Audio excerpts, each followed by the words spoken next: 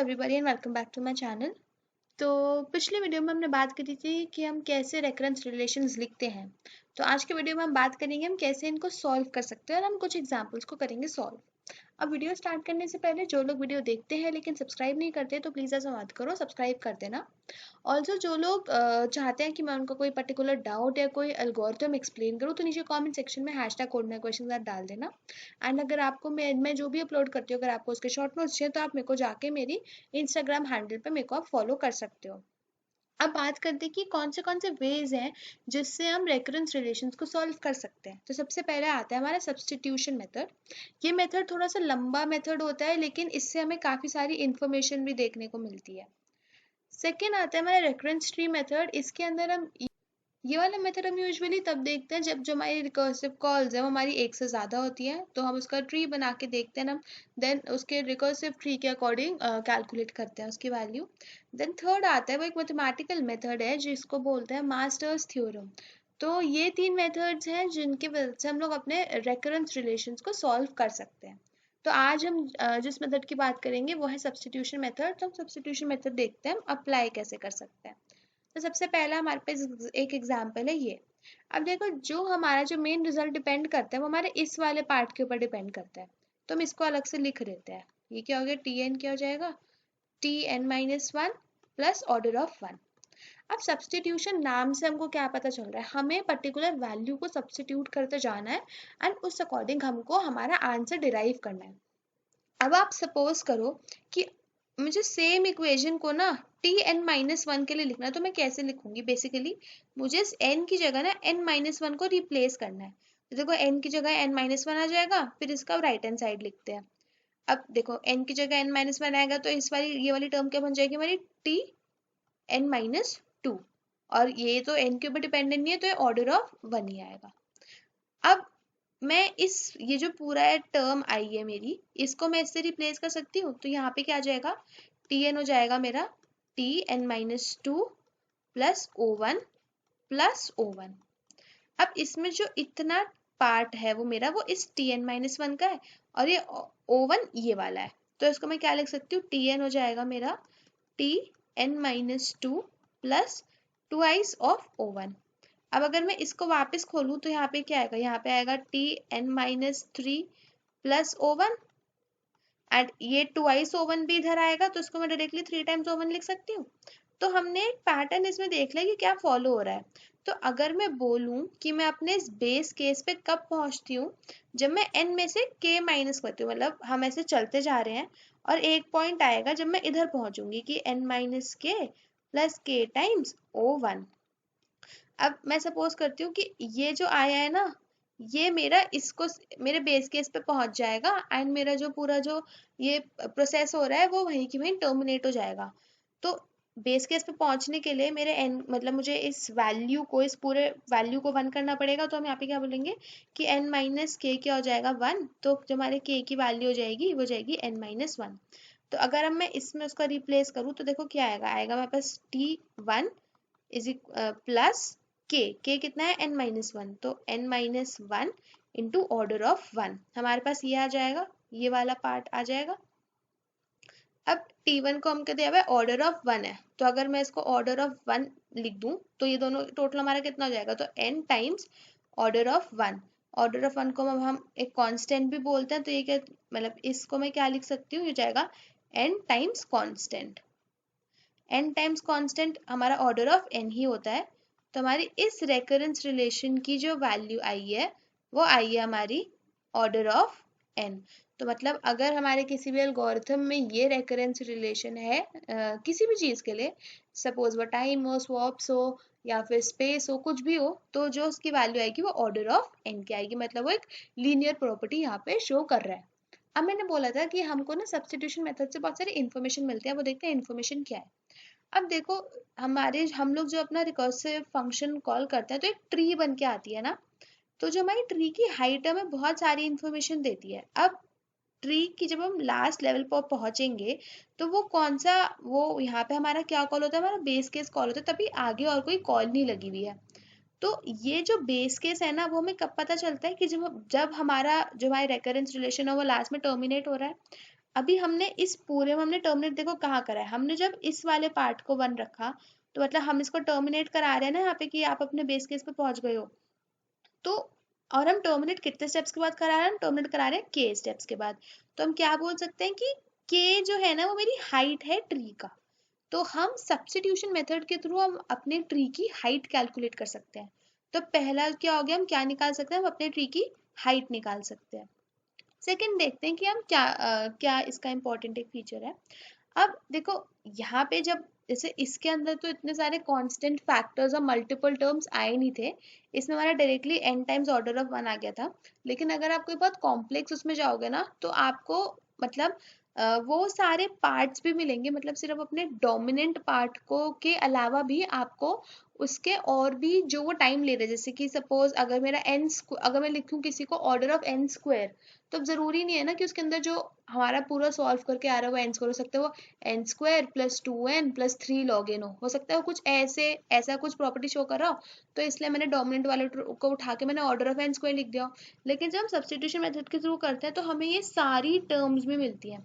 जब आप क्या बोलते हैं हमारे इन दो मेथड्स के थ्रू करोगे, इन दो मेथड्स के थ्रू, तो आपको ना सिर्फ आपकी डोमिनेंट टर्म ही मिलेगी, आपको और सब टर्म्स नहीं मिलेंगी।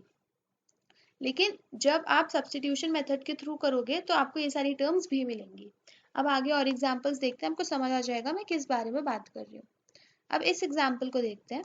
इस एग्जांपल में क्या है, हमारा है tn, क्या है हमारा tn माइनस 1 प्लस ऑर्डर ऑफ n।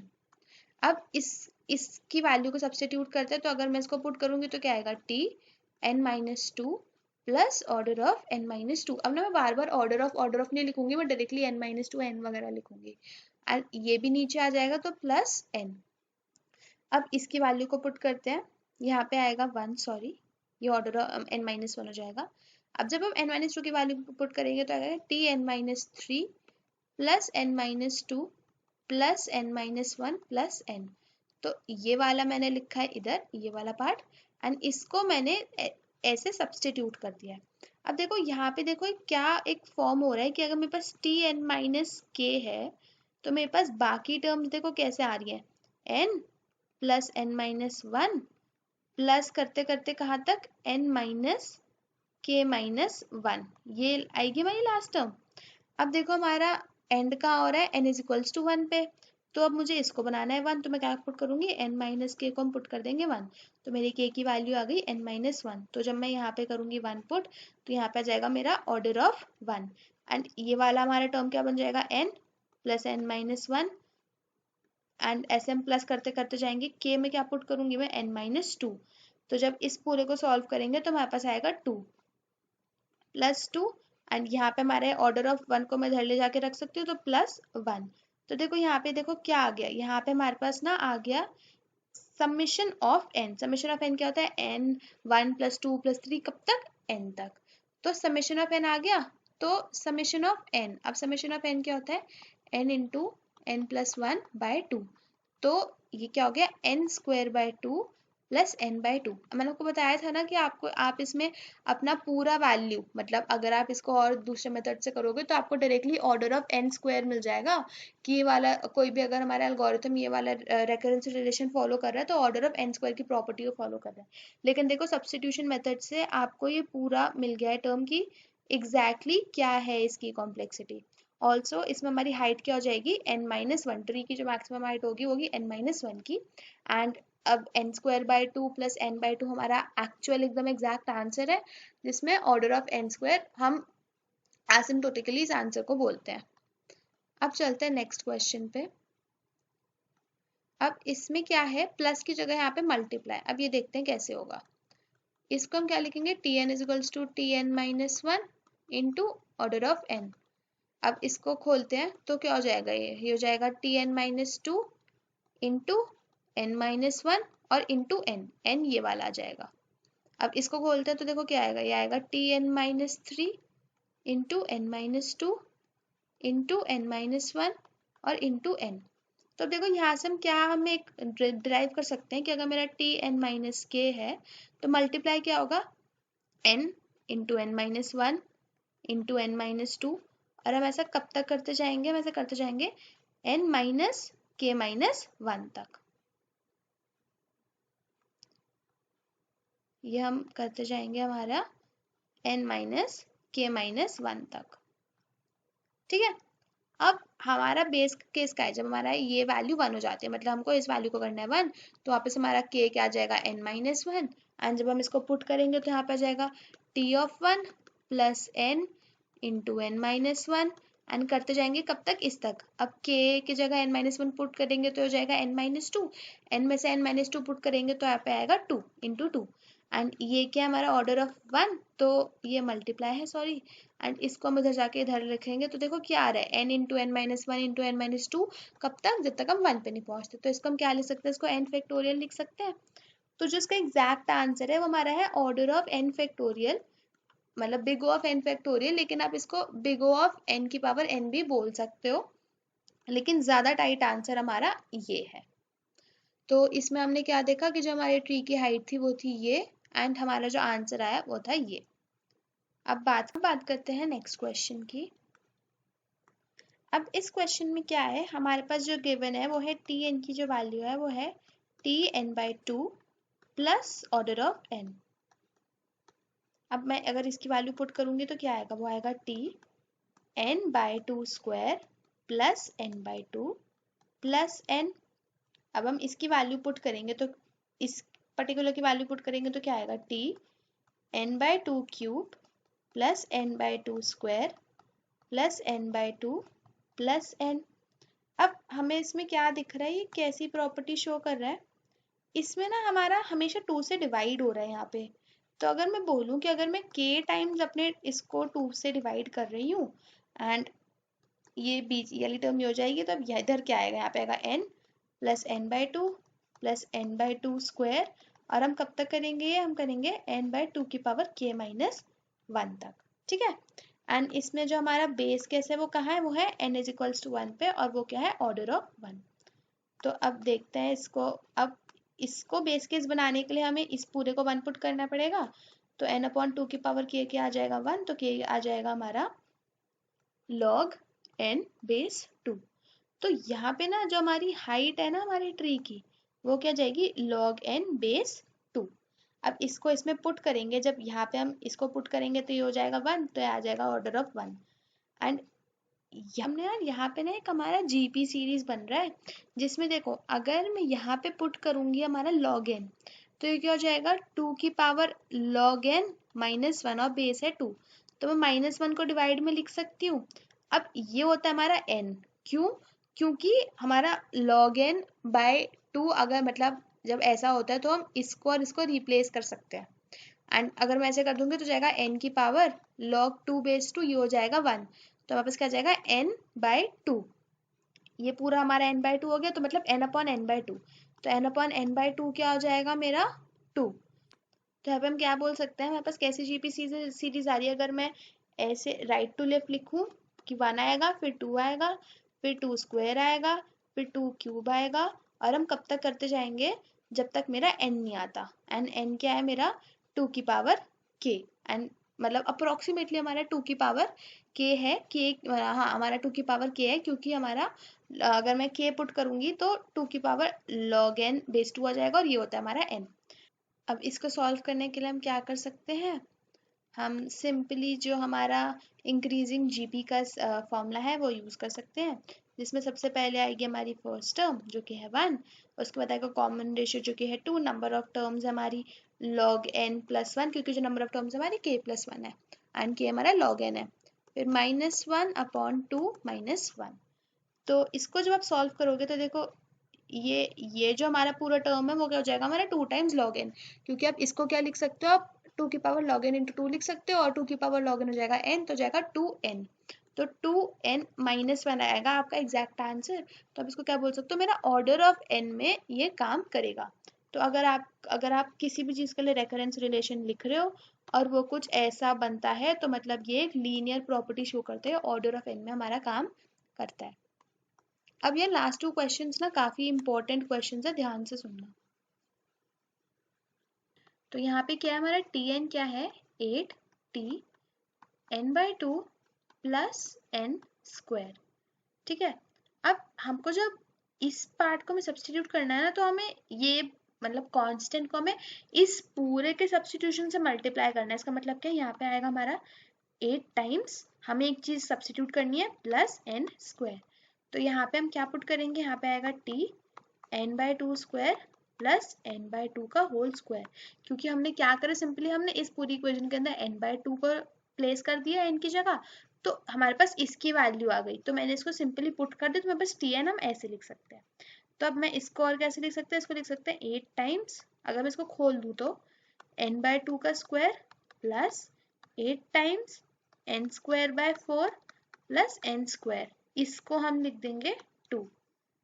अब अगर इसको हम खोलेंगे तो क्या आएगा, 8 times into certain value plus twice n square plus n square. तो ये सर्टेन वैल्यू यहाँ पे क्या आएगी, यहाँ पे आएगी 8 times t n/2 cube plus n/2 square का होल स्क्वायर। ये यहाँ पर हमारा आएगा, यहाँ पे भी हमारा 8 आएगा, तो जब हम इसको खोलेंगे तो जाएगा 8 स्क्वायर एंड ये भी हमारा होगा स्क्वायर।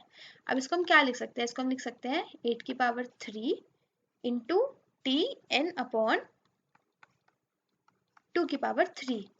अब ये होगा इससे मल्टीप्लाई, तो क्या आ जाएगा plus a square into n square by 4 का square plus 2n square plus n square.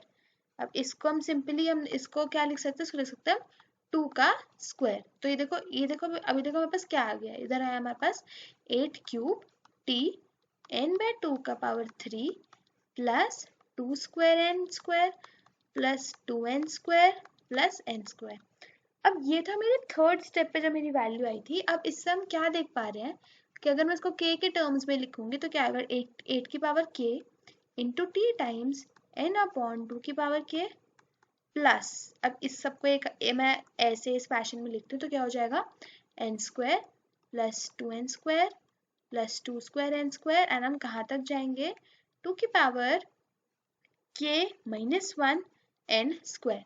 हमको निकालनी है अब k की वैल्यू, तो हमें क्या, हमें बेसिकली इसको करना है हमारा बेस केस के बराबर, बेस केस है मेरा n इक्वल्स टू 1 पे, तो हम क्या करेंगे n अपॉन 2 की पावर k को पुट करेंगे 1, तो हमारा जो k की वैल्यू आएगी log n बेस 2। ठीक है, अब जब हमारे पास ये वैल्यू आ गई, अब इसको इसमें हम पुट करते हैं। log n बेस 2 को जब मैं यहाँ पर पुट करूंगी तो आएगा मेरे पास 8 की पावर log n बेस 2, इसकी वैल्यू क्या होगी, ये इसकी वैल्यू होगी हमारी n cube into T of 1 plus, अगर मैं सब में से n स्क्वायर कॉमन ले लूँ तो क्या आएगा, इधर से आएगा 1 प्लस 2 स्क्वायर और हम कहाँ तक जाएंगे 2 की पावर k माइनस 1 मतलब 2 की पावर log n माइनस 1। अब ना हमारे यहाँ पे जो हमारी t1 की वैल्यू है वो क्या है, ऑर्डर ऑफ n। अब इसको देखते हैं, अब देखो ये हो जाएगा हमारा n क्यूब एंड ये है हमारा n। आप जब 8 और n को करोगे स्वॉप तो ये जाएगा log 8 बेस 2, log 8 बेस 2 होता है हमारा 3 एंड तो हो जाएगा हमारा n की पावर 3 एंड ये है n। तो हमारे पास ये जो पूरा टर्म है वो क्या हो जाएगा n की पावर 4 प्लस ये क्या है n square 1 plus 2 square up to 2 की पावर log n माइनस 1। इसको अब हम ये हमारे एक जीपी सीरीज है, क्या हो जाएगा first term into common ratio की पावर नंबर ऑफ टर्म्स जो कि है log n minus 1 upon 2 minus 1, 2 क्योंकि हमारा जो कॉमन रेशियो है वो, तो इसको हम सॉल्व करेंगे तो क्या आएगा n माइनस 1। तो ये जो पूरी टर्म है वो मेरी n माइनस 1 के बराबर है, तो क्या हो गया n की power 4 plus n square into n minus 1, तो क्या हो जाएगा n की power 4 plus n cube minus n square. तो ये जो है ये मेरा एग्जैक्ट फाइनल आंसर है, जहाँ पे जो मेरी हाइट है ट्री की वो है log n बेस 2 एंड इसको हम क्या लिखेंगे ऑर्डर ऑफ n की पावर 4, क्योंकि जो सबसे डोमिनेंट टर्म है वो है ये। तो अगर आपका कोई भी रिकर्सिव फंक्शन का मतलब किसी भी उसके लिए लिख रहे हो अगर एंड रेकरेंस रिलेशन ये बनता है तो हमारा ऑर्डर ऑफ n की पावर 4 में काम करेगा। तो यार ये थे सारे हमारे मतलब डिफरेंट एग्जाम्पल्स एंड कैसे हम सब्स्टिट्यूशन मेथड को यूज़ करके हम कैसे अपने रेकरेंस रिलेशन को सॉल्व कर सकते हैं एंड उससे मल्टीपल चीज़ें हम डिराइव कर सकते हैं। अब नेक्स्ट वीडियो में हम बात करेंगे हमारी रेकरेंस ट्री मेथड की। आज की वीडियो के लिए बस इतना था। अगर आपको वीडियो अच्छी लगी हो तो अपने दोस्तों के अक्रॉस भी स्प्रेड कर देना। Thank you.